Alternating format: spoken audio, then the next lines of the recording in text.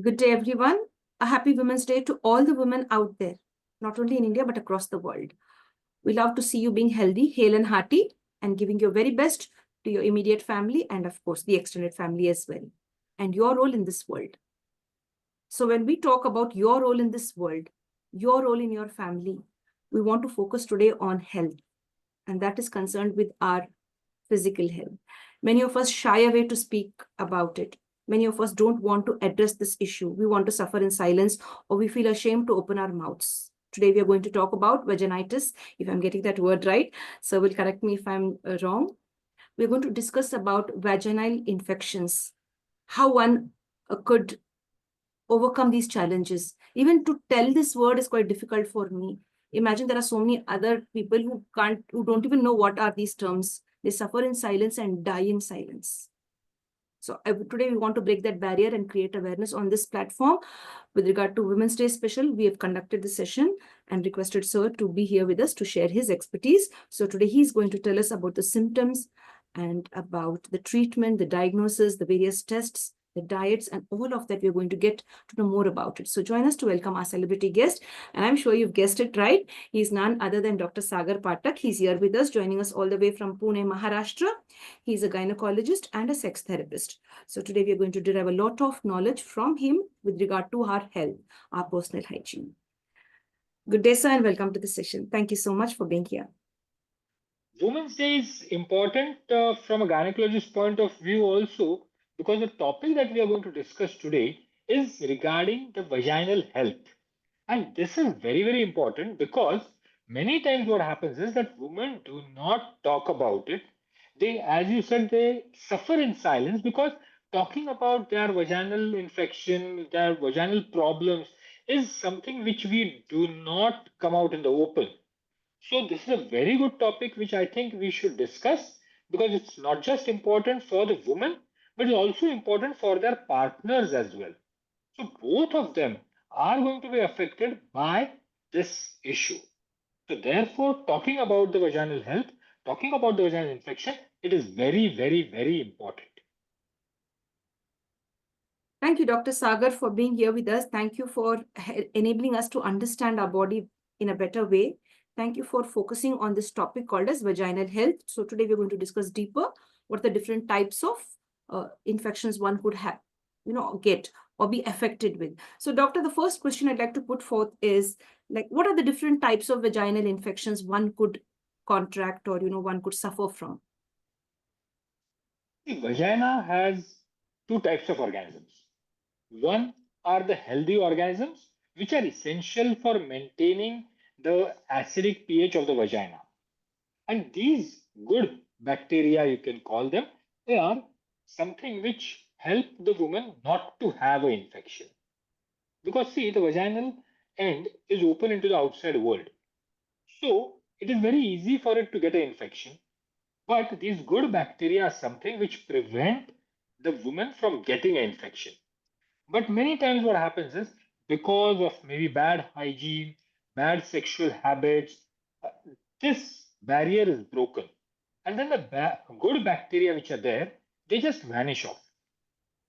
And then comes the bad culprit bacteria. So these infections start like this. Now, these infections can be of various types. They can be bacterial infections, they can be fungal or yeast infections.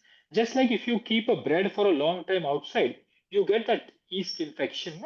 Same way, these fungal infections can develop in the vagina. They can be viral infections. They can be something called as trichomoniasis. So, multiple types of infections can affect the vagina. Now, these infections which are there, these infections are all treatable. That is first and foremost which we should understand. But they are treatable at an early stage. Like a vaginal infection which is caused by a virus, which is called as herpes. This infection can be controlled, but usually cannot be cured completely. And that is the reason why we should always focus on not getting the infection. So instead of first talking about infections, I would first love to talk about how not to get these infections. Because when we understand how not to get the infections, Then we can go to the pathological part of how to treat it. So, first and foremost, these infections we can get by multiple things. One, as I said, is by bad hygiene. So, what is bad hygiene? Bad hygiene is, say, vagina is adjacent to the urethra from where we pass our urine. It is adjacent to our anus from where we pass our daily motion. So, obviously, that area can get infected very easily. So every time we pass urine or motion, we have to clean that area thoroughly with water. Now what happens is that we usually clean it with water, but we clean it in the wrong direction. We have to clean it from anterior side to the posterior side, from the vagina towards the anus, not the opposite way. If we clean it in the opposite way, what is going to happen is we are going to help the bacteria come from the anus towards the vagina. So that is one very important thing. Second thing is the moment you clean your area, you have to dry it. Many women, what they do is they clean the area, but then without drying it, they wear their inner clothes. So these bacteria, this yeast infection, they thrive in damp conditions. So the more your private parts are wet, damp, the more the chance of getting an infection. We are living in a country wherein we are used to ironing our inner clothes and wearing them. We don't dry them completely. So that is also one more reason why we can get these infections. So we should dry our underclothes and then only wear it. Talking about vagina is a taboo. Andrea, let me tell you, talking about drying the woman's innerwear is a much bigger taboo. So where do the women dry their inner clothes? Usually they are dried in the bathroom, in a damp place, maybe behind a door, usually in a damp place. So these inner clothes do not get dry. They just feel dry. But that dampness remains with them for a long time, and those inner clothes actually harbor the infection. I remember a case wherein it was the wife of a doctor, and she had two daughters. So the wife and the two daughters, all the three women, used to come to me alternately. First the wife, then the elder daughter, then the younger daughter. Repeatedly, they used to come for vaginal infections. I treated them very for a long duration. They used to get better, again infection, better, again infection. They were fed up, I was more fed up. So that is the time when I started investigating okay, what do they do? But they were educated. See, a doctor's wife will not be uneducated. Daughters were also educated. They were not into any sexual activities or anything. They were young, 12, 13-year-old girls. Then I found out that what was happening is that all the three women, they used to dry their clothes in their own bedroom behind the door. And that door used to be open always. The wall where the door used to touch, that wall was damp. उसको जो बोलते हैं ना पपड़ी आती थी So it was damp, the paint was peeling off, and that wall had an infection. The wall had the fungal growth. So the fungal infection to these three women was coming through that wall. The moment we started drying their inner clothes in the sun, the infection vanished off on its own. So these are small things which I think we should remember because the moment you are getting an infection repeatedly, you have to understand that something is amiss.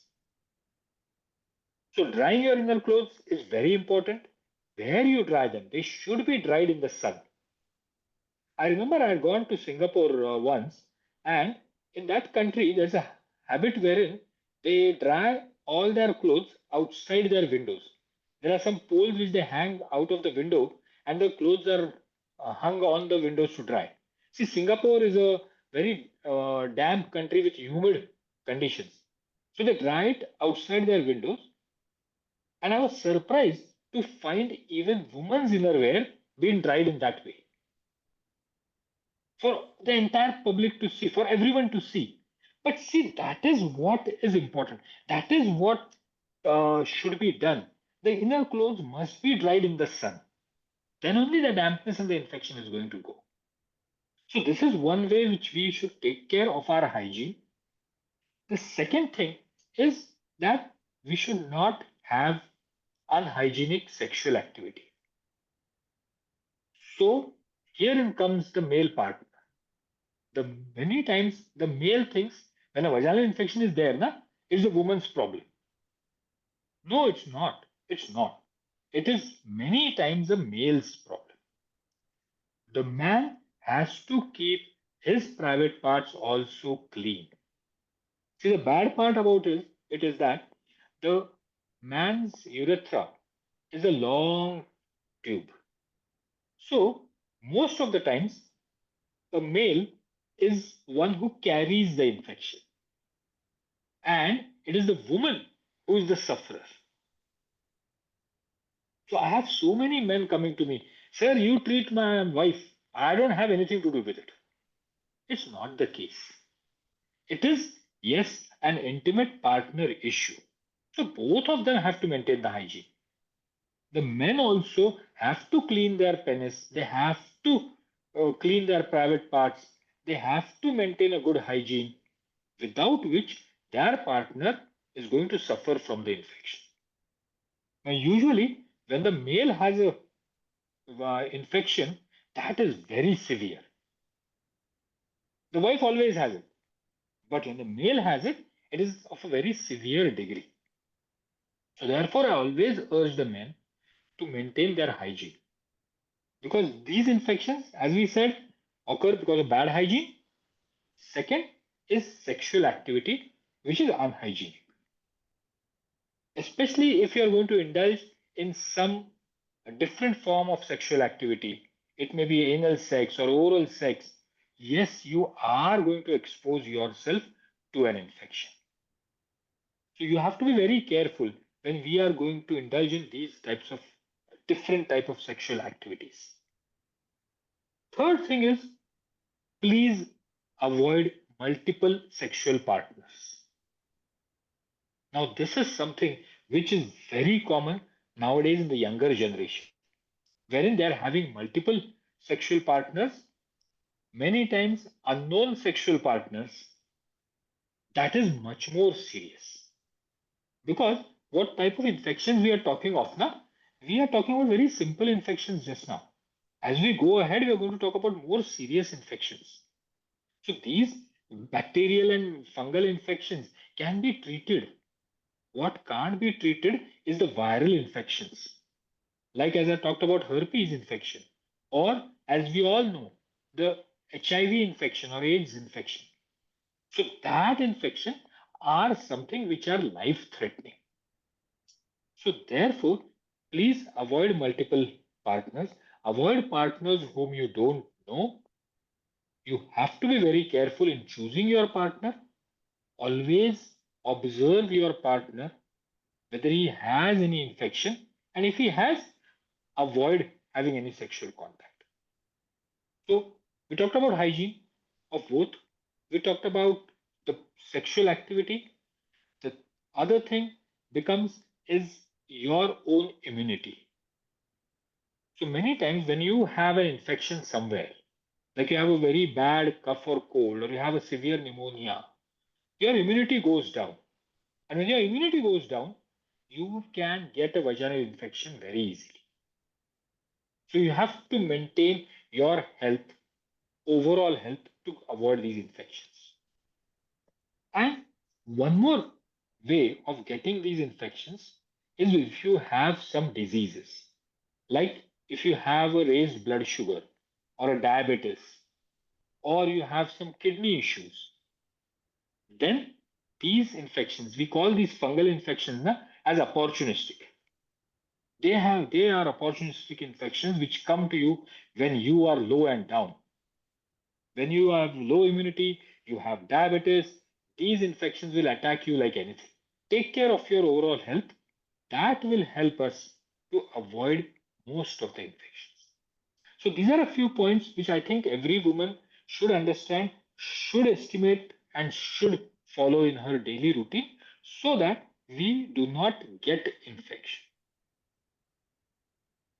Thank you, doctor, for opening up. The first thing that I liked what you shared was to dry our underwear or innerwear in the appropriate place. Let it be sun dried, not to dry it behind any door or in a dark and damp place. To put it out in the sun, because many of us could relate to what you shared. We are being told it should not be shown to the men of the family. It should not be shown to outsiders. Just you hide it here and dry it here. All of these things, I've been hearing it, and we've been through that process, and many of them could relate to what was being shared. So I think from now, all of us could bravely go out, put it out in the sun and dry it, and maintain good health, like, and good hygiene, vaginal health. It's Now, so funny, na? So yeah, funny. I mean, when you just shared this, I could recollect so many incidents of my own life and my friends and the people I know. We all, like, we were, it's a taboo. Even to dry our inner garments was a taboo. No one should see your inner garments. Like, it's a crime.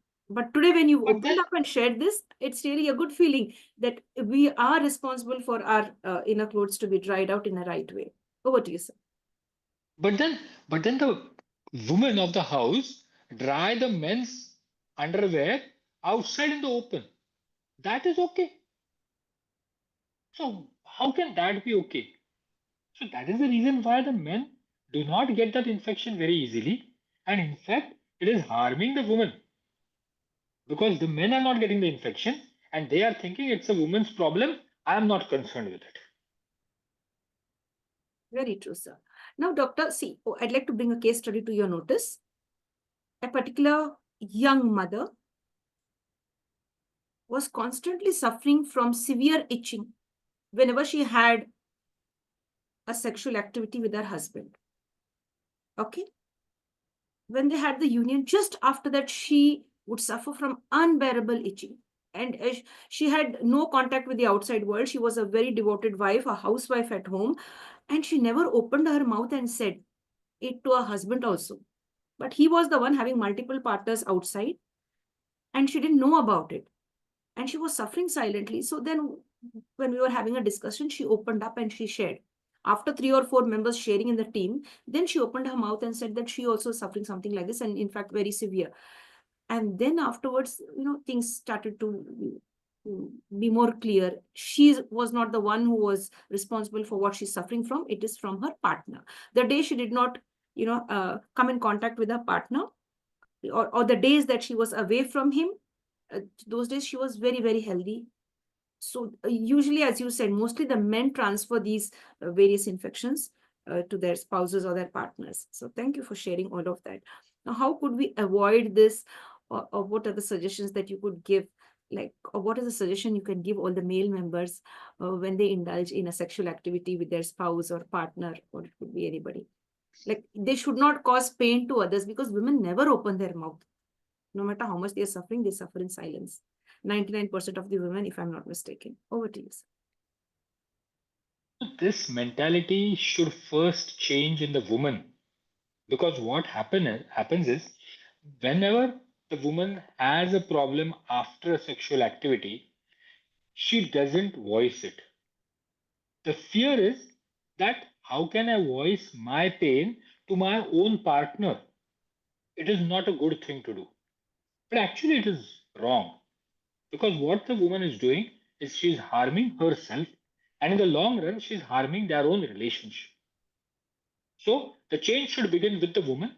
So, this is an appropriate topic for Women's Day. Stand up, tell them what your problem is, and then you can actually correct it.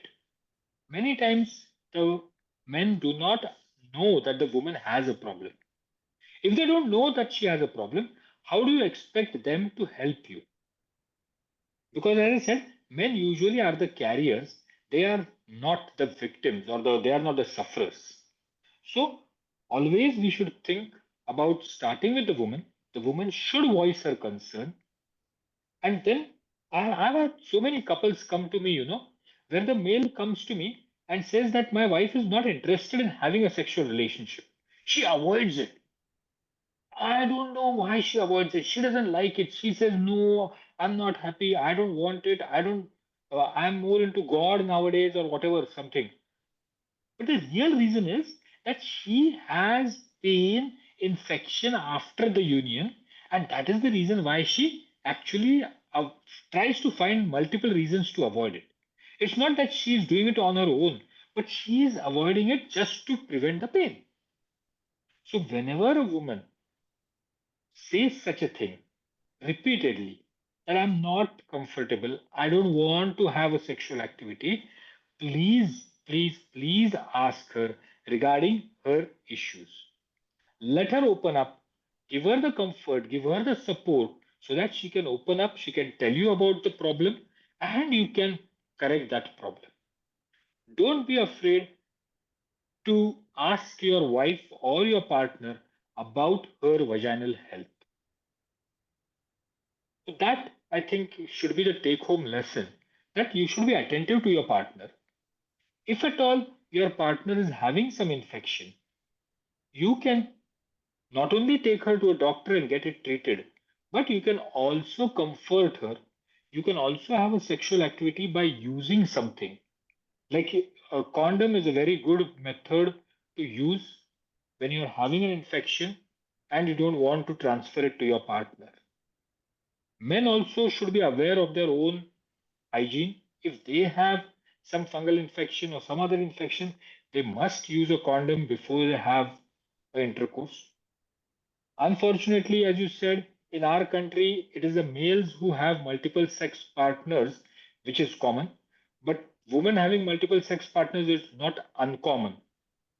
So, if you are going to have multiple sexual partners, please use a barrier contraceptive like a condom. The male can use a male condom, which is easily available. The woman also can use a female condom. It's not readily available, but yes, it can be made available. Many sites are now selling a female condom also. At the same time, if you're going to have an unknown partner or multiple partners, please insist your male partner to use a condom. Refuse to have a sexual activity without a barrier contraceptive. The moment you use that, you are going to take care of your own health. And to be very frank with you, HIV infection, everyone knows HIV infection. HIV infection was very rampant previously in the last, what, 2, 3 decades. Very, very rampant. Now its prevalence is coming down. The reason is this use of this contraceptive, this condom, that has actually reduced the prevalence of HIV infection because everyone has got aware. Means even the commercial workers who are uh, having sex with multiple male partners are now insisting that the male use a condom without which they will not allow him to have a sexual activity. That is how they are taking care of their health, which is a very laudable effort. So this is one thing which everyone should understand. Okay, it's not just my health that is important, it's also my partner's health that is important. This condom will avoid pregnancy as well as that it will avoid a serious infection to both of you. Now, many males insist not using a condom. I find it very foolish. If you are going to have a sexual activity with some woman whom you don't know or with multiple partners, just like the woman can get an infection from you, you can also get an infection from the woman. So, be selfish and use a condom for your own health. At least that should drive you to use a condom. If you don't want to use it for altruistic purposes, not to give an infection to your partner, use it for selfish reasons, but use it. So, using a condom is not going to harm you in any way. In fact, it's going to help you in the long way. So, this is what we should use. At the same time, be considerate to your partner, help your woman take treatment properly, make an environment which is safe wherein the woman can easily express her concerns. I had a young couple, newly married. So after marriage, they were having a first time they were having a sexual activity. Now, usually what happens that when you have a sexual activity for the first time in your life, the penis rubs against the urethra and the bladder, and that gives rise to a urinary infection. This has a very beautiful term which we call as honeymoon cystitis. So it usually happens in the honeymoon night and the honeymoon days, you can say. So this woman was every time after having a sexual activity, when she used to pass urine, she used to feel tremendous pain. Post that sexual activity, she used to sit in the bathroom for maybe half hour, 1 hour. She was started to pass blood through urine, but she was not willing to talk about this with a partner. But when she started seeing blood in the urine, she got frightened and she had to talk with her partner. The moment she talked with her partner, the partner was very comforting. He got her to the doctor, and within 3 4 days, that cystitis, that honeymoon thing, just vanished off with medicine. That is the time when the woman again came back to me and said, "Sir, it is just because of your treatment. Now I can enjoy the sexual activity with my partner." So my answer was, I was just a medium. The main person who actually helped you was your partner, your husband. Because he was the one who actually understood her, who gave her the comfort and got her to be. So these infections are curable, they are treatable. But only thing, you should not try to do any home remedies. So many home remedies are done. So please avoid any home remedies. Thank you, Dr. Sagar. Thank you for opening up and sharing all of this. Many of them could relate with what you've shared just now. Thank you for opening our eyes, and all the young couples out there.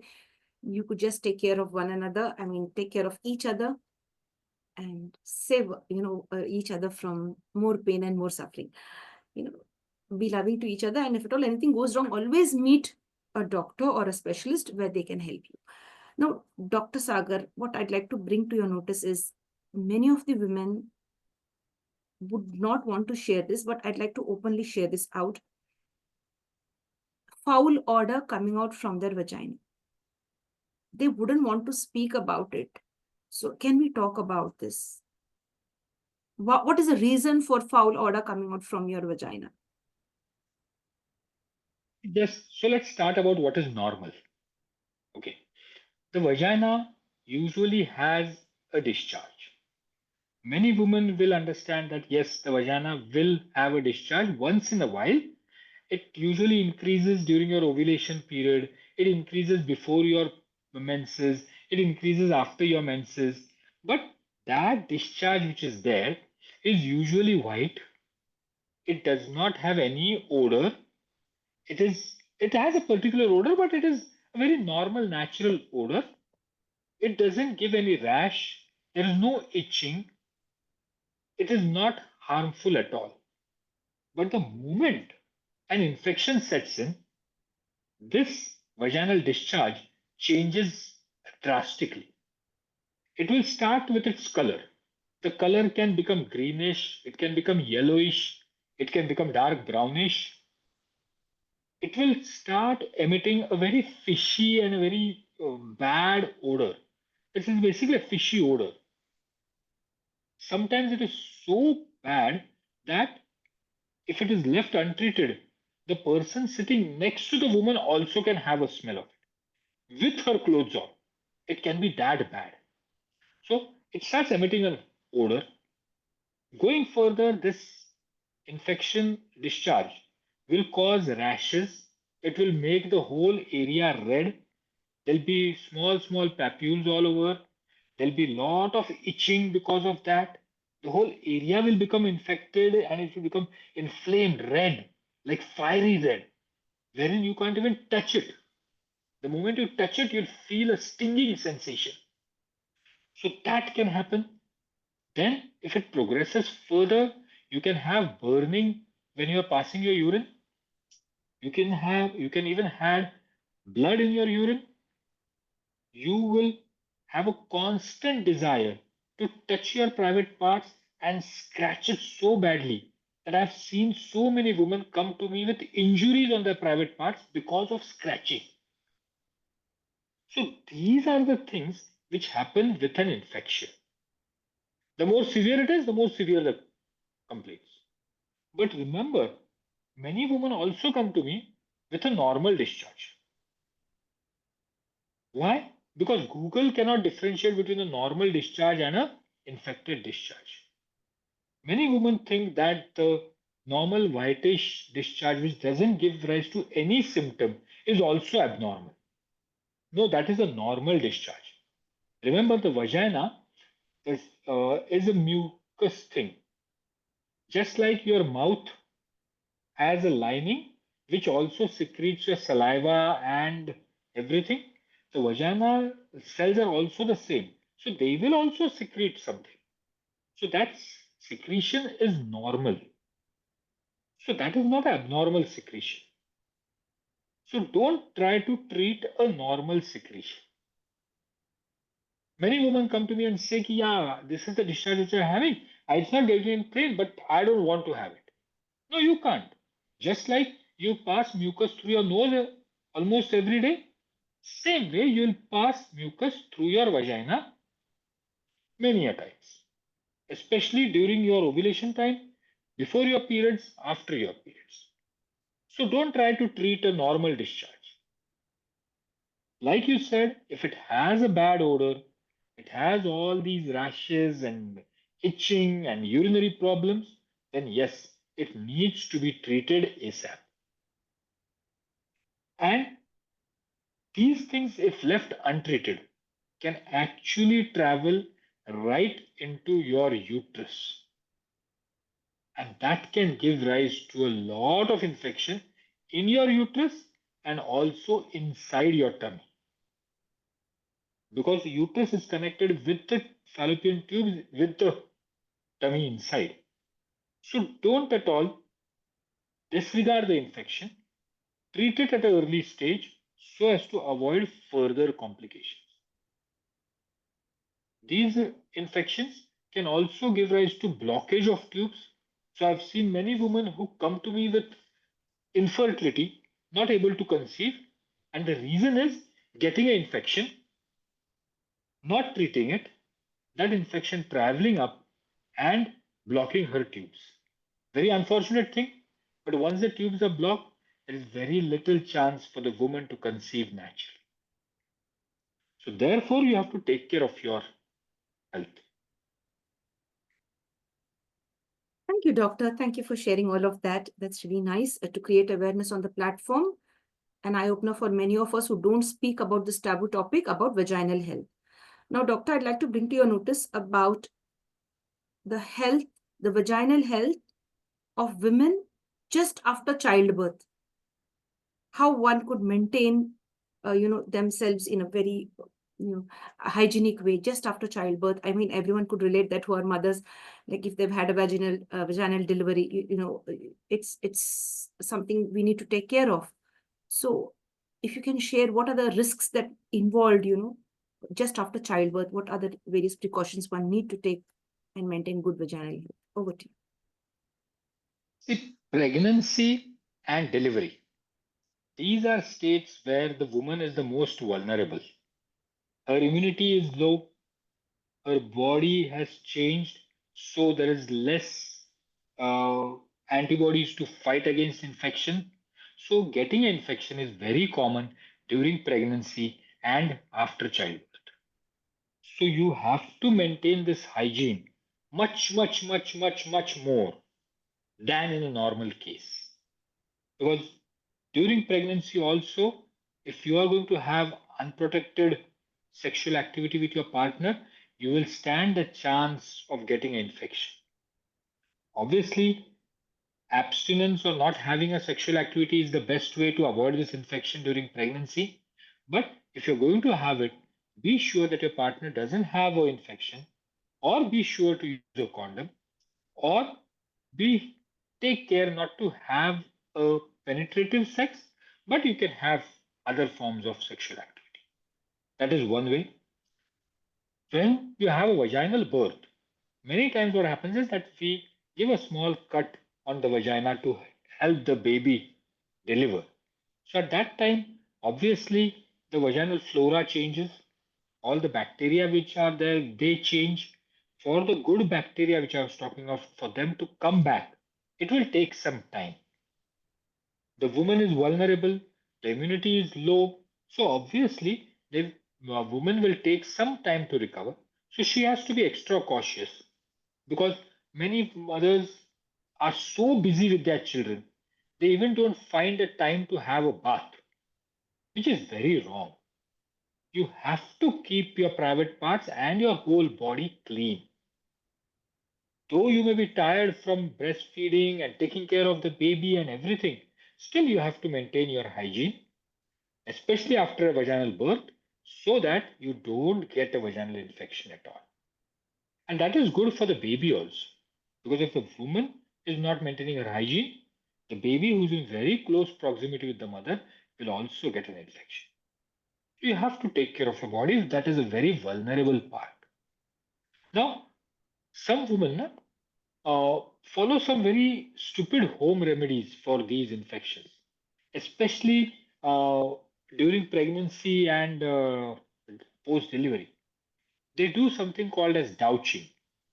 Douching means putting water or antiseptic solution into your vagina, maybe with a funnel, maybe with a stopper, maybe by scotting, maybe uh, with a can or a pipe or something. Many women do it.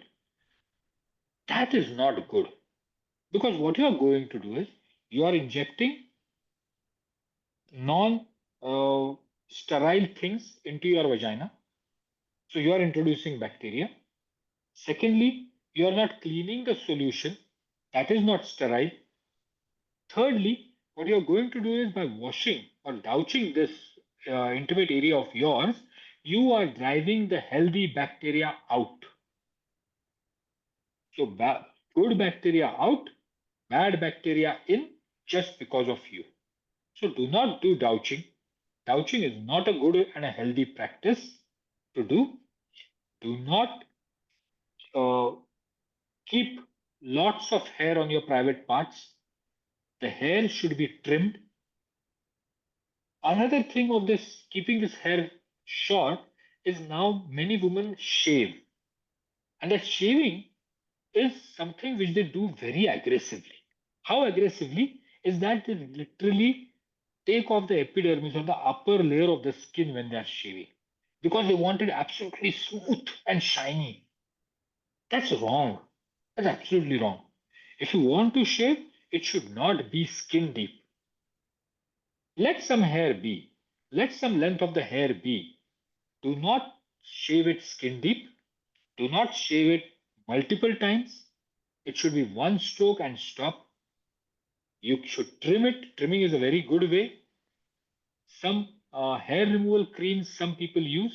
It is not recommended because they can give you rashes over there, and again that gives rise to infection. You do deep shaving. What are you going to do is you're going to create small cracks, small injuries, small abrasions, and those small injuries are going to breed bacteria. They are actually going to help you get an infection. So, shaving is something which you should be very careful not to shave it too roughly, multiple times in one sitting. Don't do it. Trim it, just shave it once and stop. Don't aggressively shave it. Hair removal creams, test it. If it gives a reaction on a smaller part, don't use it. If not, yeah, you may be able to use it. So these are few things which we should take care. I I remember a lady who was working in a rice field. So in Maharashtra, we have a lot of rice. So in the just as like Hyderabad or somewhere. So this woman who work in the rice fields, na, they just wear a dhoti or a sari, and many times they don't wear any underwear. So what happens is that they are actually douching themselves because in a rice field or a paddy field, what happens is there's a lot of water, and they are planting, reimplanting, doing all those jobs, and then that dirty water is coming in contact with their vagina. So I had this almost 60, 65-year-old woman who used to come to me every season with infection, every paddy season. So these are some things which we should take care. Also in the paddy fields, na, you can have small insects which can give rise to zoonosis, which can give rise to infections. So obviously, if you are going to work in a paddy field, you have to take care that you wear something, maybe waterproof, which will not allow the dirty things to touch your vagina. So these few small pointers, I think we should take into consideration when we are talking about the vaginal health. Thank you, Dr. Sagar, for sharing that. Now, with regard to wearing your undergarments, many people in the city and the rural areas, of course, you've just mentioned about the rural area. That's quite understandable. They can't afford it in many cases. We've also noticed and heard many of the people who are in the city or well-to-do people sometimes don't want to wear their undergarments because due to the the climatic change, if it's too hot, or they don't have time, or just they want to feel free, they don't want to feel like tight, or wearing a very fit one, they just want to feel relaxed. So many of them avoid wearing an undergarment when they are at home. That would that be a reason also to catch an infection, walking in your own No, house here and there without wearing undergarments, like you're having your clothes over but you don't have anything underneath, like. no. In fact, when you are at home, I would encourage not to wear your underclothes. Mhm. See, what happens is, as I said, na, how does infection spread? When there is dampness. Yes, So, exactly. if you are going to sit in your office for a whole day with your underclothes, obviously it's going to become damp, you are going to sweat, and infection is going to go. If you are going to wear the same set of underwear in your house, what you're going to do is you are just helping it promote infection. So it's not a bad practice when you are at home not to wear an undergarment, wear a overgarment, a skirt, or something of that sort, and keep it airy. Keep it airy for a sufficient amount of time so that the area dries off and you don't get an infection. But if you're going to sleep without your undergarments, then sometimes there can be a chance of maybe a mosquito bite, or you have bed bugs or some other bugs which can harm you. So I would not recommend doing that when you're sleeping. But when you're doing your household chores, yes, you can, because your house is not, usually the houses are not infected. Unless you don't keep your house clean, you should not get an infection. So when you're What at in home, case, what in case if you have pets and you're walking around uh, your house without your undergarments, like then? absolutely wrong. Absolutely wrong.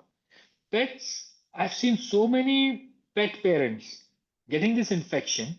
Why? Because see, pets have a natural tendency to shed hair. Hmm. And those hairs, you go to any house which has a pet, there'll always be hair everywhere. You just can't get rid of them. Whether it's a cat or a dog, usually they'll have hairs all over. So these hairs will always harbor some infection. There can be ticks, there can be other bugs. So for them, I will not recommend to not wear underclothes. But in a normal house which is fairly clean, kept tidy, yeah, you can. Or in fact, you should. but not when you have a pet and you're in close contact with the pet. That is not a good thing. Thank you, doctor, for sharing that. Now, certain people, irrespective of gender, although they don't indulge in any sexual activity, they do have vaginal infections. For example, when they enter into a swimming pool and come out, and then complain of severe itching or some kind of infection. So, what do you have to share about this, Dr. Sagar? Please don't go to a swimming pool which is infected. That's very bad. How will one know it is infected or not now? Yeah, because see, unless you get it, you'll not know. But then, whenever you are going to enter into a swimming pool, first take note how many people are using it. Is it being used by uh, people who have a fairly good hygiene? Is anyone complaining of infection? How many people are complaining of infection? If you start feeling an itch or burning in your private parts the moment you enter a swimming pool, yes, please come out. I remember a case wherein that woman used to have a lot of infection. A young girl, she was staying in a hostel, paying guest. So, in that whole paying guest, she had a separate bathroom. So she had a separate room and a separate bathroom for herself. And she was not going to any other bathroom. There was no sexual activity. When she used to go to her hometown, the infection used to go off. The moment she used to come home or come to the PG, she used to get an infection. Now, that doesn't mean that her hygiene is bad, no? Because at home also she'll have the same hygiene, here also she'll have the same hygiene. But what we found out was that at her PG, she was using the water from the overhead tank of the building. And that overhead tank had infection.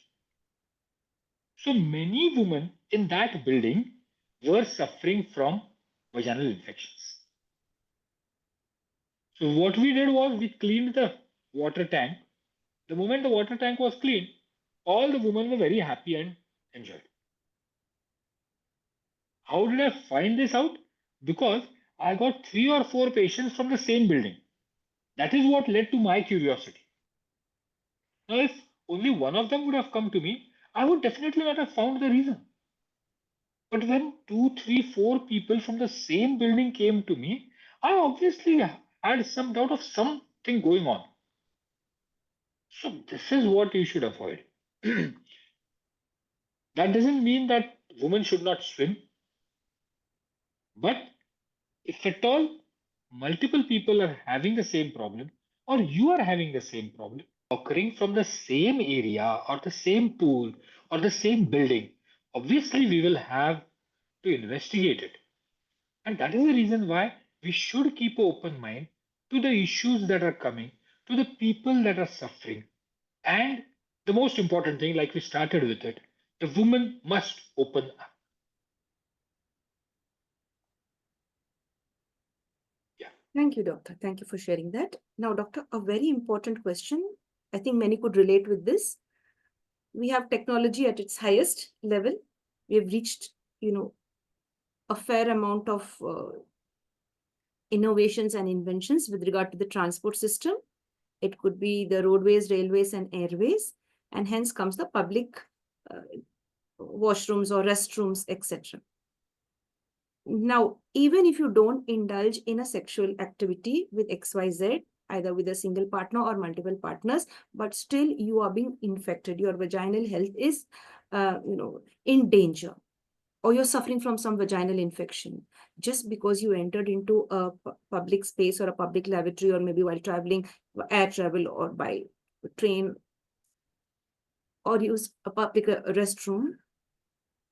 We have several cases. They don't know from where they have, acquired the infection. They are clueless. Obviously, whenever a woman is going to go out of the house, she is going to feel an urge to pass urine or motion. So that is something which has to be taken care of. Unfortunately, in our country, most of the public restrooms are not hygienic. They are not maintained properly for XYZ reasons. But when you have to use a public bathroom, What women tend to do is, first of all, not to use it, which is very wrong. Means I feel the urge to pass urine, but I've seen women hold that urine for 1 hour, 2 hours, 3 hours, 5 hours, which is very, very wrong. Because the more urine you retain, the more time you hold your urine, obviously discomfort is one part, but it is going to cause an infection to you. So please, whenever you feel the urge to pass urine, you have to pass it. That is mandatory. Do not hold it. Do not keep it bottled up inside of you. Now, there are certain things which we should remember when you're using a public restroom. See, in a public restroom, there are two types of toilets which are there. One is the Indian toilet wherein we squat and we pass. The second is a commode wherein we sit on this thing and we pass urine. Now, I usually prefer a public toilet with a squat type of toilet. The reason being, when you squat in an Indian toilet, you don't touch anywhere. See, it's not the flushing, it's not the surrounding, it's where your body and your intimate parts touch. So, in an Indian toilet, you don't touch anywhere. So, if it is possible, prefer to use the Indian toilet. Many don't use it because the surrounding and where you step on it is dirty. So, many women do not use it. So, prefer to use it if it is possible. When you are using an Indian toilet, the thing that you should remember is that one, do not touch anywhere, do not touch the tap, the bucket, the water, nothing. You carry your own tissue paper and clean yourself with the tissue paper and then wear your inner clothes. This is the best way to use an Indian toilet. I remember a girl, she was working in a very high profile mall. And usually we consider that malls are very clean, tidy, maintained, hygienic, and all that stuff. She was getting repeated infection. She used to use the washroom in the mall. She said, "No, sir, my equation with the cleaner is very good. Before I go, every time she cleans the toilet and then I use it. Still, I'm getting the infection. What do I do?" So then we found out that she was cleaning herself with the tissue paper which was kept in the mall, in that toilet. So the infection was coming from the tissue paper which she was using. So always encourage women to use your own tissue paper. So this is how you use the Indian toilet. If it is a commode or a Western type of toilet, which we say, in that type, prefer not to sit on the toilet seat. Be a little hovering when you are passing urine. Now, this is a very uncomfortable position. Very uncomfortable. I agree, totally agree. It's very uncomfortable. It's very troublesome. It requires a lot of effort to sit like this, hovering on the seat. And also, what happens is the urine spills. Please The urine continue. spills. The urine spills everywhere. Now, when the urine spills everywhere on your thighs and your legs, don't be ashamed of or embarrassed about that because it is your own urine. So, what you do is you just use your own tissue paper and wipe off the urine. That's the best way to maintain that hygiene at that point of time. You can have a bath the moment you go home, but do not sit on the toilet seat because the toilet seat is something which is the most dirtiest thing and the most infective thing. The other thing that you can use are now you get disposable toilet seat covers. If you have a disposable toilet seat cover, you can lay that disposable toilet seat cover on the toilet seat, you can sit on it, and then you can pass urine. But many times these seat covers shift when you are sitting. They do not cover the entire area where you touch. So that is also many times a problematic thing. The third thing that we can use is something like a funnel which we get nowadays wherein the woman can use it and pass urine standing up, just like a man. So many companies are manufacturing this peeing device, wherein you can use it. Many times it is of cardboard, so you can use it and throw it. Sometimes it is a plastic device where you can reuse it, which you can hold it and you can pass urine just like standing up, just like a male. So you can make use of that. Then do not, as I said, do not use the water, the bucket, do not touch anywhere in the toilet. That is very important. Keep a small sanitizer with you. Clean your hands, maybe your private parts, maybe your thighs with the sanitizer. That should disinfect it.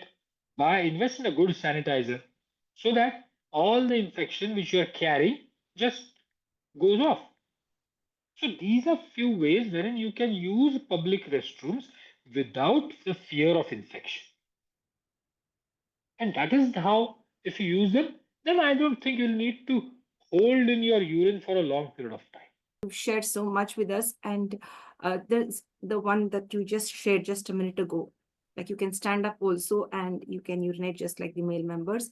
That's also quite healthy and hygienic in a way, and to use our own tissues and as well as invest in a good sanitizer. That's really nice. Dr. Sagar, I'd like to bring this to your notice. The moment you cough or you sneeze, when you reach a particular age, when you cough or sneeze, you can't control your urine, and then your undergarments are wet, and then you just cannot go quickly and for a change. See, the thing that you're talking of, incontinence of urine. So, incontinence means what? That whenever there is a pressure buildup in your tummy, maybe it is because of coughing, sneezing, squatting, bending, running, jumping, anything. When your abdominal pressure rises, the urine just seeps off from the urethra. Not a very large amount, maybe sometimes 2 drops, 5 drops, 10 drops, 1 ml, 2 ml, but it happens every time you do this. Now, this is called as incontinence, or as you talked about, shy bladder.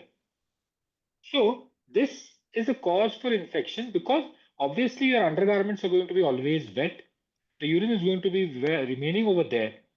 And I have seen women complain about infection more than incontinence.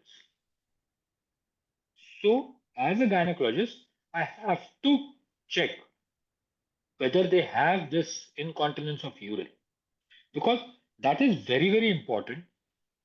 This incontinence of urination usually occurs many times after having a vaginal childbirth. If it's a traumatic delivery, say forceps or ventouse or vacuum is used for a delivery, if there are any tears, then it also occurs at around menopause because certain hormones which are there, like estrogen, reduces, which actually maintains the tensile strength of the muscles over there. So menopausal women many times suffer from this. If you have had some surgeries, you can suffer from that. So multiple reasons are there. For people who are having this incontinence because of childbirth or because of menopause, certain exercises do help. These exercises are called as Kegel's exercises.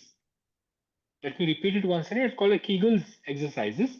So these exercises are basically to strengthen the muscles around your private parts, your anus, your perineum, and your urethra. There are multiple ways of achieving that. It can be, it's very tough to demonstrate those exercises just now, but it's a very simple exercise if I have to tell you. Like if I have to pass motion or I have to pass urine and I'm not able to pass it just now, what do? I just hold all my muscles inside so as to close my anus, so as to close my urethra, so as to close my vagina, so that I don't pass urine or motion. This is the Kegel's exercise. So what we have to do is we have to tighten all the muscles around our private parts, around the entire perineum, the anus, the urethra, the vagina, everywhere. Just tighten them, hold them for around a count of 10 and slowly release them. Again, hold them in, count till 10, release them. So always encourage to do this exercise at least 20 times in the morning, 20 times in the evening. For some, yeah, you can do it multiple times even in a day. You can do it sitting, you can do it standing, you can do it when you're watching a TV, you can do it even when you're seeing this podcast. And the person sitting next to you will not, also not understand. So it's a very discreet exercise which you can do. And this exercise helps strengthen your perineal muscles.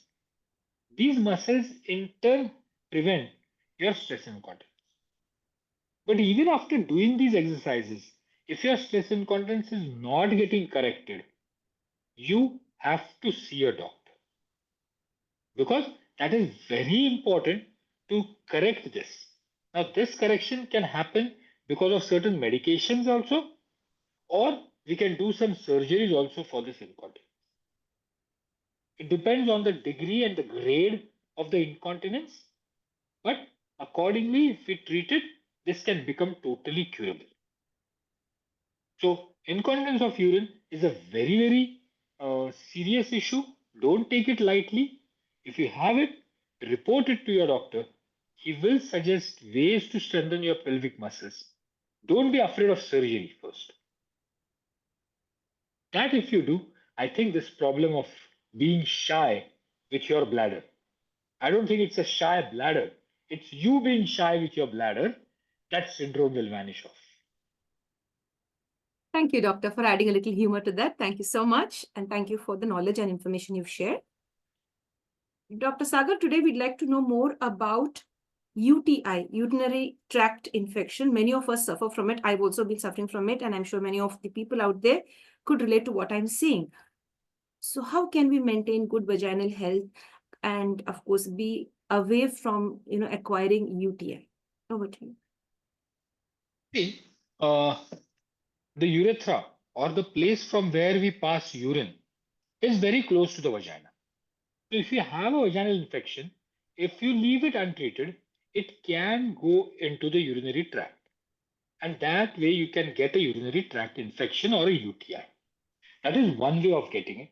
You can also get a UTI if at all there is an infection in your bladder, wherein you are holding the urine for a long period of time, or the bladder gets infected because of some other reasons, or just as we talked about honeymoon cystitis.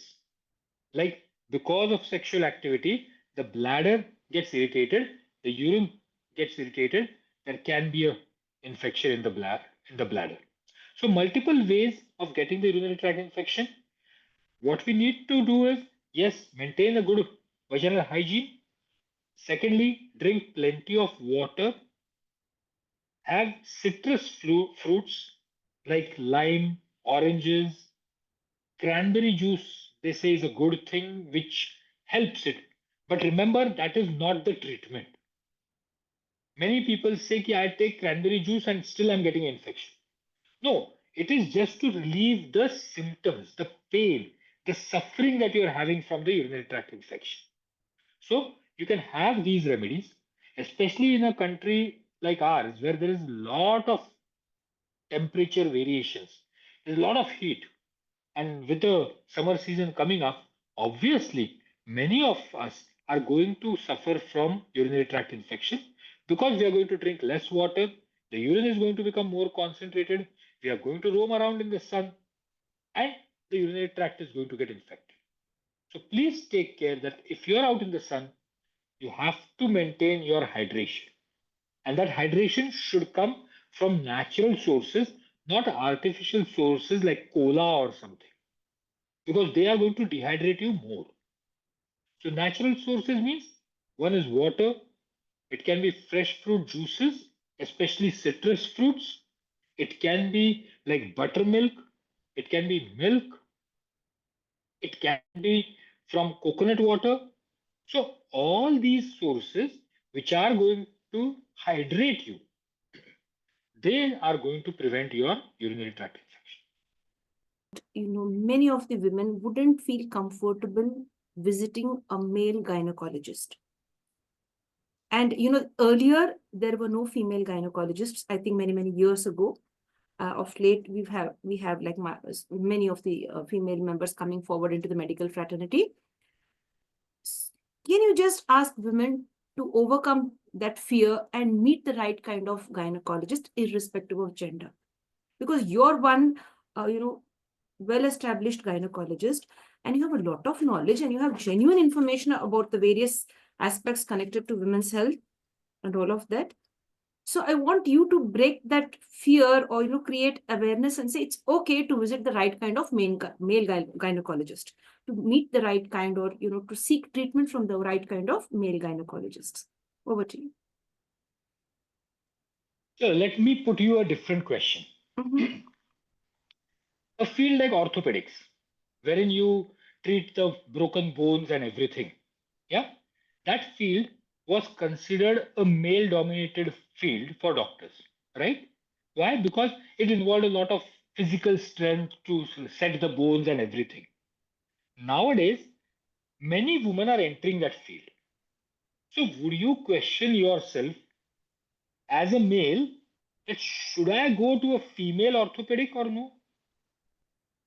You will not question it. You will not say a male orthopedic or a female orthopedician. A doctor per se does not have a gender. That is my firm belief. A doctor is a doctor. He may be a male, he may be a female, but when he is in his consulting, he does not have a gender. If he has a gender, he is not a doctor. So, whenever, if you ask me, are you a male gynecologist? I will refuse to answer that salutation to me. No, I'm not a male gynecologist. I am a gynecologist. I am by training, by practice, by my education, I am a gynecologist. I'm not a male gynecologist. At the same time, there is no female gynecologist. Same like I talked about orthopedics, there is no male or female orthopedician. Same way, there is no male or female gynecologist. Gynecologist is a gynecologist. So, first thing, whenever you're going to go to a doctor, don't go by his gender, because we have very good male so called gynecologists, we have very good female so called gynecologists. Go to the doctor by his credentials, go to the doctor by his experience, go to the doctor by the things that you have heard from other of his patients, go by his reputation, talk with him, discuss your fears, discuss why you're uncomfortable or comfortable talking with that doctor, and then you'll realize if that doctor is correct for you. Don't have these preconceived notions and go to anyone.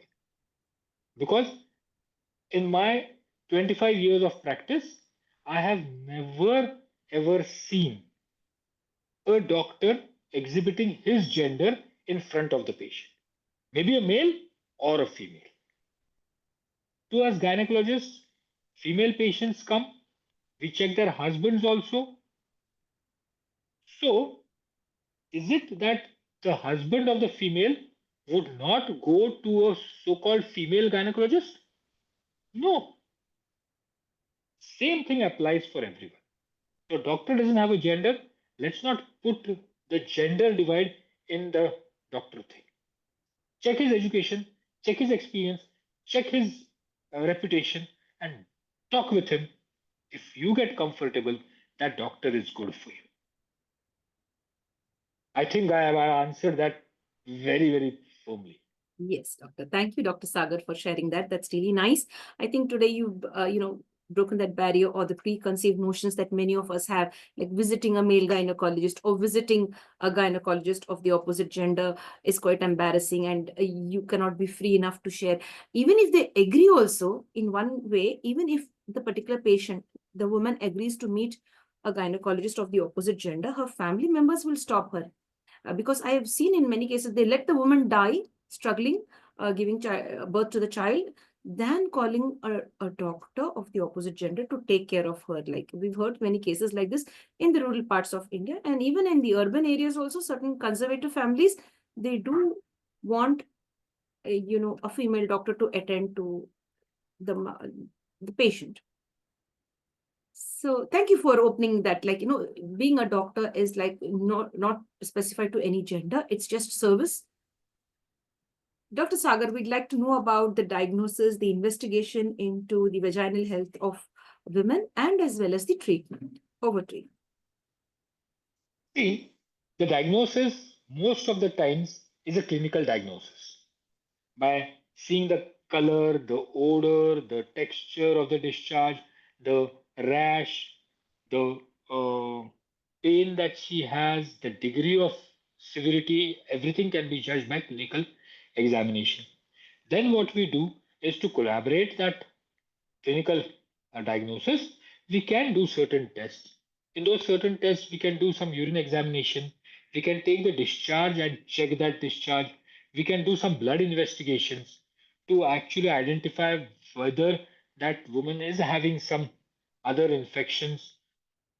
So, those investigations are very, very good, which we should do. These things will help us if there is an infection in the vagina. There is something called as a pap smear which we do. So it gives us an idea of whether there is a lot of infection over there or there is some other thing which is there. So that we can do. So this is how we actually diagnose it and we investigate it. We also investigate the male partner. Many times the male partner's urine or anything doesn't come positive, but his semen can come positive for an infection. So sometimes we can even do the semen analysis of the male to understand if there is any infection. Some infections like HIV can be diagnosed, HIV or some other sexually transmitted diseases like syphilis can be diagnosed by blood tests. So those infections, for that we need to do the blood test. If one partner tests positive, we have to do it for the another partner also. So all these things will help us to form a clinical diagnosis and then we can actually start the treatment. So this is very, very important. First, clinical examination, investigations, arriving at a correct diagnosis, and then comes the treatment. Without which we should not initiate any treatment. Good. Yes, doctor. Thank you, Dr. Sagar, for sharing all of that. You have a lot of patience, lots of knowledge. You've been sharing that with a large heart. Thank you so much for your time. We look forward to many more interactions with you. And it's really a wonderful Women's Day this year. You've shared a lot of information with us, and I'm sure many of the women will really be happy with the information they've got. It's not a shame to discuss all of this because you and I do face many of these issues. If not you and me, there must be others around us who suffer from such infections. So it would really be very useful for them to share this video with the right kind of people. Don't hesitate to take care of yourself and meet the right kind of doctor in your life. Now, doctor, if they would love to have a consultation with you, offline, of course, I know many of them come to your clinic and they take a lot of treatment from you. Now, do you have even online consultations for people who would view this and they would connect with you and say, yeah, we would love to connect with Dr. Sagar and treat ourselves? Yeah, surely they can connect with me online. I would love them to connect with me on Instagram. I have my own account on Instagram. You can DM me at that. It's very simple. The handle is @DR, which stands for Dr. Sagar Pathak, SAGARPATHAK. So you can DM me and then we can fix a mutually convenient time and we can very well have a word with it. So you can also subscribe to the channel. That will also help you. Like Andrea posts so beautiful videos on her channel.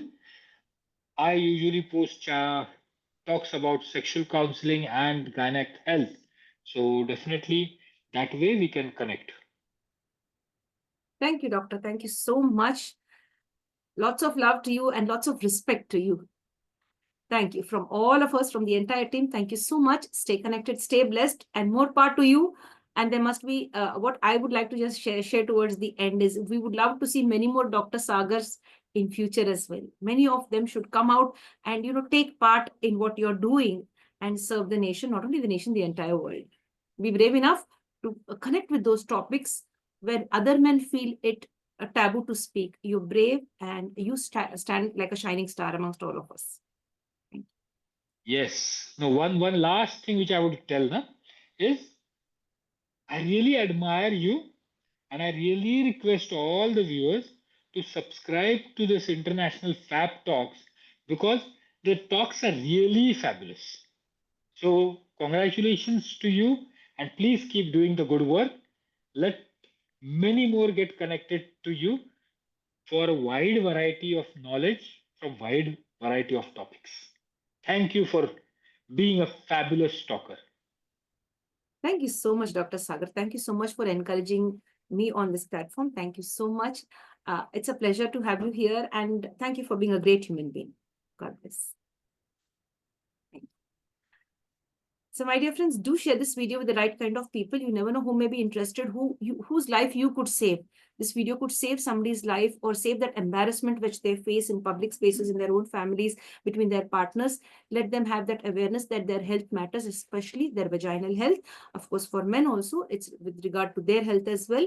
We'd love you to be happy, healthy, and saving your family and saving the world as well. If you like what the International Fab Talk team is doing, stay connected with us. Like, comment, subscribe, and share to the International Fab Talks. Happy Women's Day to one and all. Stay blessed and stay connected. Thank you, Doctor. Happy Women's Day to everyone. In fact, Women's Day should be celebrated every single day of the year. In the same way, Happy Men's Day also should be celebrated every single day of the year. In fact, let's celebrate life together. Stay blessed and stay connected.